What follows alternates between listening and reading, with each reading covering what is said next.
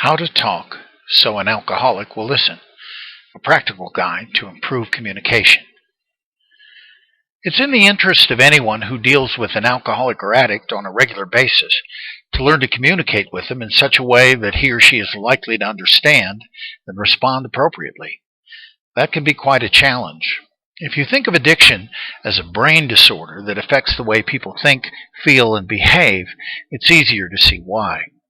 Nonetheless, there are guidelines we can follow that will reduce the potential for conflict and chaos and provide a better basis for intervention when the time is right.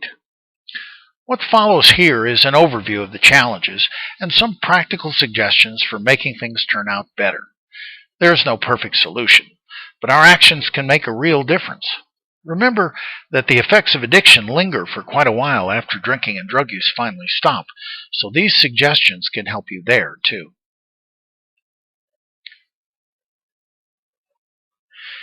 The addicted brain shouldn't be treated as a normal brain because it isn't functioning in that fashion. During the active addiction, you're dealing with a cycle of intoxication and withdrawal that affects behavior, which can, in many cases, be determined by how far away the alcoholic is from his last drink or how close he is to his next one. Even in recovery, we're dealing with protracted withdrawal symptoms that can influence behavior there as well. Augmented emotion simply refers to the alcoholic's heightened emotional states. It's pretty simple for anxiety to slip into panic. It's easy for disappointment to turn into depression or frustration into rage. There's a particularly hyperactive fight-flight response.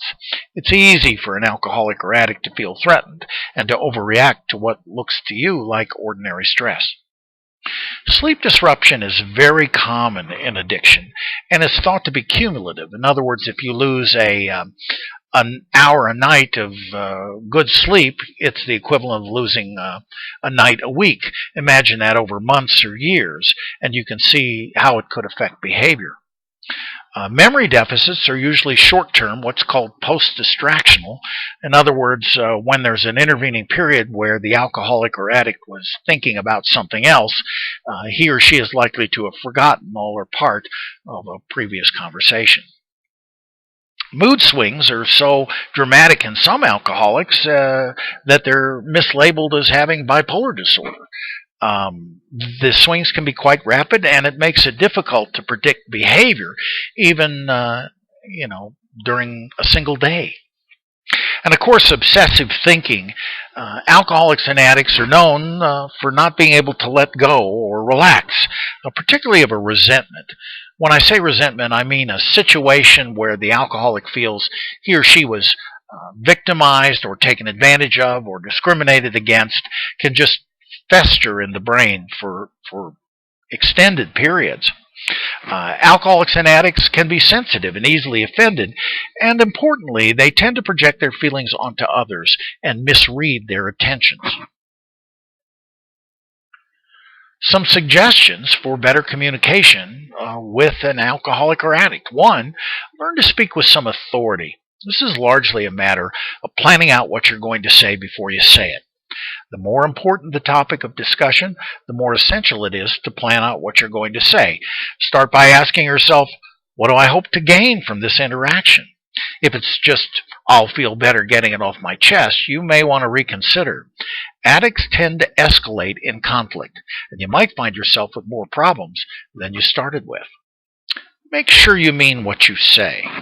Don't make threats that you don't intend to carry out or promises that you have no intention of keeping.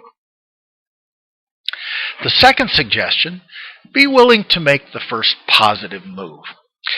Take advantage of the principle of reciprocity, which in simple terms is, if I do something good for you, you will feel an urge to do something good for me in return.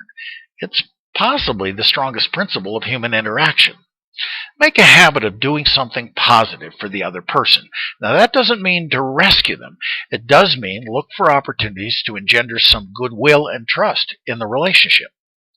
Try not to hold grudges, partly because the alcoholic and the addict is probably holding so many of them. But there are a lot of things that addicts or alcoholics do that we don't like, that have a negative impact on us.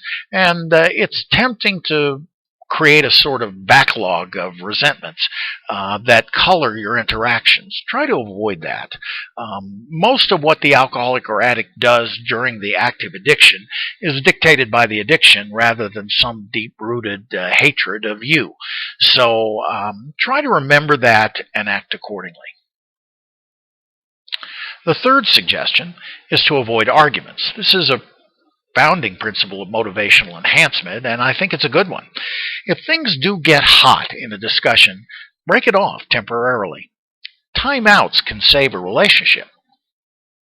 The idea that you can out-escalate an alcoholic or addict just doesn't hold water.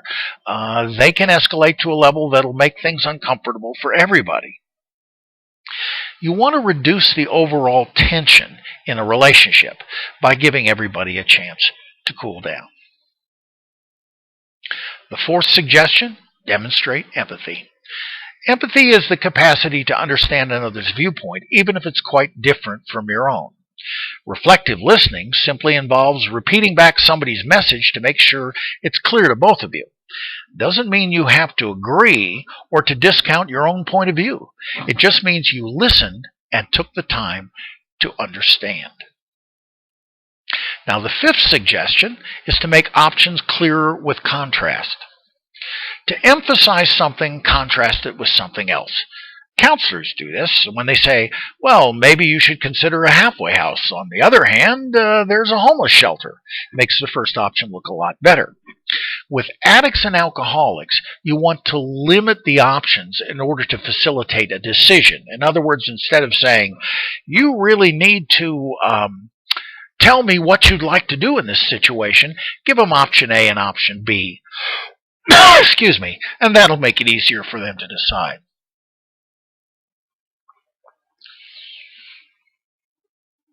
Suggestion 6, be willing to provide factual evidence. Expect to be challenged as to your opinion. Be ready for it. Don't count on the alcoholic to recall incidents the way you do. Those memory deficits may play a role. Suggestion 7, be willing to explain your reasoning. Addicts tend to see differences as rooted in personality, so you want to reframe the discussion in rational terms. I don't know how many times I've had an alcoholic say to me, well, she's just trying to get back at me. When I say, well, what would be her motive for that? I'll get an answer like, well, how would I know? I'm not her. It's an assumption the alcoholic makes that you're operating out of some strange psychological kink of your own. By providing your reasoning, you minimize the alcoholic's tendency to attribute differences to personality conflict. Suggestion 8, seek smaller commitments. This is a common sense practice used in 12-step programs. The day at a time slogan. You can do things in smaller chunks that you never imagined you could accomplish as a whole. Be willing to ask for verbal or written commitments where needed to avoid those gaps in memory which create conflict later. Make sure everybody's clear on exactly what's been agreed upon. Suggestion 9, reward success. The biggest outcomes are built of small successes, and it never hurts to recognize even a minor achievement with praise. We're sometimes so concerned with punishing bad behavior associated with addiction that we forget to recognize that good stuff is still happening, and yet that's a motivator too. It doesn't constitute wholesale approval of the alcoholic's behavior to offer praise, just recognition that there is good there. The biggest suggestion we can make is to manage your expectations. There's really no point in setting your hopes on something you're very unlikely to achieve. To guard against this, use others as sounding boards. Say to someone you trust, does it sound like I'm being realistic here? Is my expectation excessive? Should I modify it? I like this quote. I don't know where it came from, but unrealistic expectations are just premeditated resentments. So unless you have a need to feel disappointed, it's best to avoid them. And finally, we close the slide presentation with a reminder that recovery is learned. The more we practice it, the better we're going to get.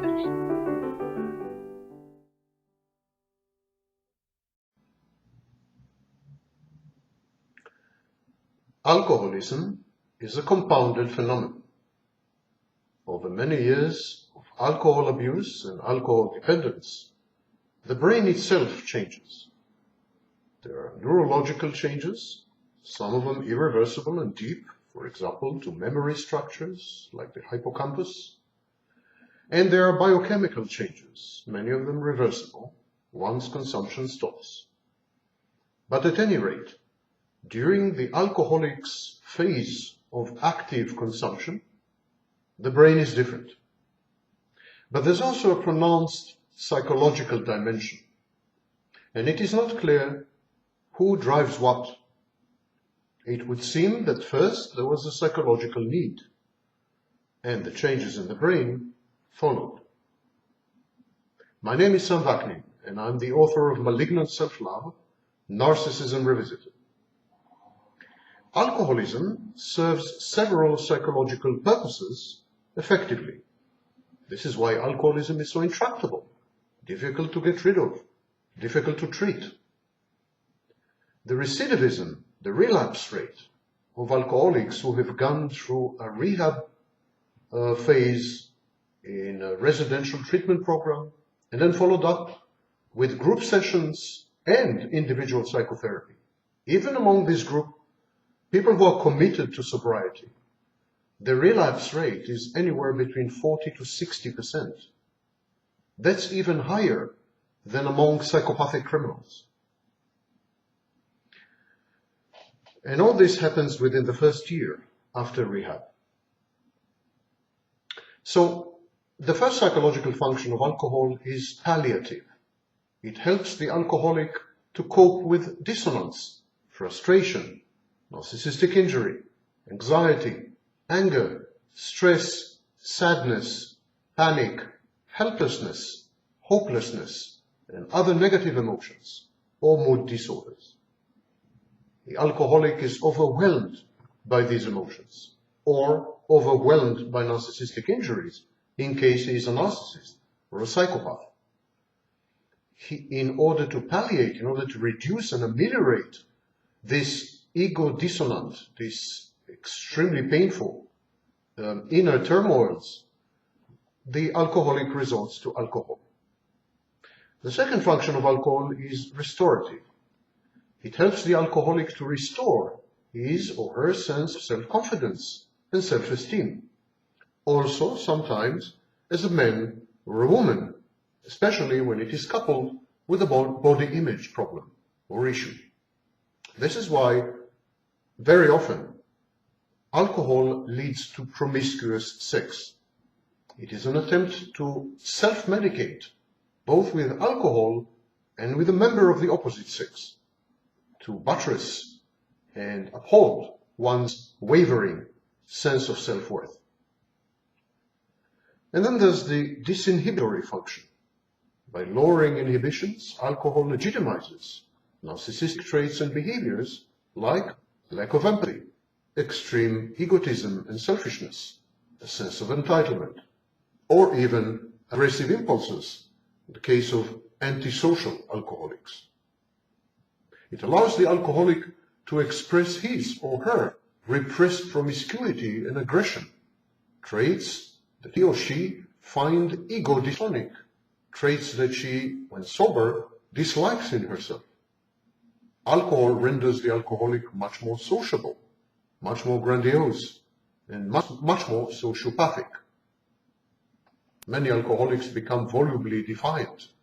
They eat authority figures. They engage in reckless behavior like unprotected sex with a stranger, or compulsive shopping, or compulsive gambling. In this sense, alcohol is very intimately linked with antisocial traits and narcissistic traits. The fourth psychological function of alcohol is that it is instrumental. It allows the alcoholic to accomplish goals that he or she would never even try when sober. It restores goal orientation. The drunk person becomes daring, brazen, and instead of being risk averse, he becomes a risk taker or a risk seeker. Some alcoholics just can't stop. And so they enter a phase called alcohol-induced blackout. This is very, very typical of alcohol use disorder, rather than mere social drinking or a functional alcoholism. When someone has already full-fledged developed alcohol use disorder, blackouts become gradually more and more common. The drunk person during an alcohol-induced blackout is fully aware of what he or she is doing. She is fully aware of who she is doing it with, and whether what he or she is doing is wrong. So there is this measure of right and wrong, and that's why people are answerable and accountable for their actions, even in the legal sense, when they are in an alcohol blackout. They know if they're hurting loved ones with their promiscuity, immoral or antisocial or even criminal acts. During the entire episode, the drunk makes multiple choices and decisions based on rational analysis and his or her emotional states. She is 100% in control. The law recognizes this. Drunkards, even during a blackout, are fully accountable for any misconduct and for criminal acts. For example, running over someone in a car. Throughout the blackout, orientation, reasoning, moral sense, short-term memory, and decision-making are not impaired. This is contrary to all myths. There is some cognitive impairment, but it has to do more with other issues, which we will discuss shortly. But during an alcohol-induced blackout, all these, I repeat, reasoning, orientation, moral sense, short-term memory, decision-making, they are all intact. The only thing affected is long-term memory, the connection between the rest of the brain and the hippocampus, where long-term memories are created. The next morning, the recovering alcoholic has zero recall of what has happened during the blackout. There is also something called brownout, fragmentary amnesia, where some of the images and some of the events come back over the next few days. But in a classic full-scale blackout, they never come back because they were never created to start with. This is why it is difficult to tell a drunk in a blackout state from a merely inebriated person or social drinker. They appear to be fully present. They appear to be fully cognizant throughout the blackout. And they actually are. They're absolutely there. The only thing they don't do is generate long-term memories. All the rest is perfectly functional. Motor functions are affected to some extent, and there is a tendency to repeat the same sentences over and over again, but essentially that's it. Like narcissists, people wasted to the point of a blackout just don't care about anything or anyone but themselves. Behavioral inhibitions are down. Alcohol disinhibits, of course. Empathy towards one's nearest and dearest is utterly turned off. Strangely, it is redirected at strangers. A sense of invulnerability, grandiose invincibility, omnipotence, and impunity sets in.